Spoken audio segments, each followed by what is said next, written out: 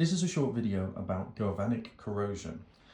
They may not look the same, but these two started off as the same thing. Now, MG Duff have since made these rounded at the end and they were square a few years ago. But this is between 2 and 3 years old and has been on the bottom of my boat. It is a sacrificial anode to prevent corrosion by being a galvanic corrosive anode.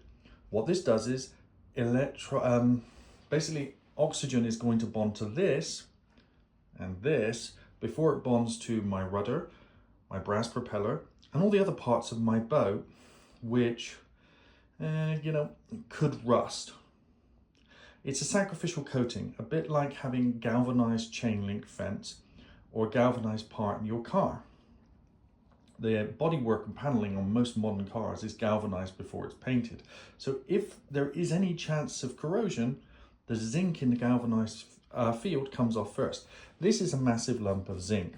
It attaches with some bolts and it has a little shield so it doesn't bond to the boat, because what can happen with this concrefication is it can actually bond to the boat. And that, funnily enough, that little shield came off. It was still intact.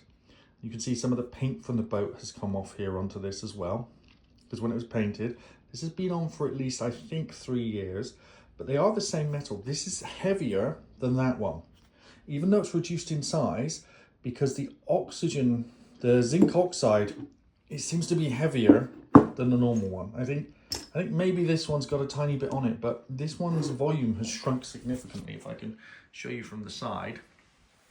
And I chipped into this one a little bit, and you can still see there's still some silver in there. So there's still metal in there. And what's interesting is that this has now done its job. I could chisel this one down and put it back on the boat, and it would probably go for another year. But my boat only spends 6 months a year in the water, and it's going from this to this in 2 to 3 years. Now next year it will look awful, and I'll take a wire brush and I'll scrape it down till it's shiny again and buff it up a little.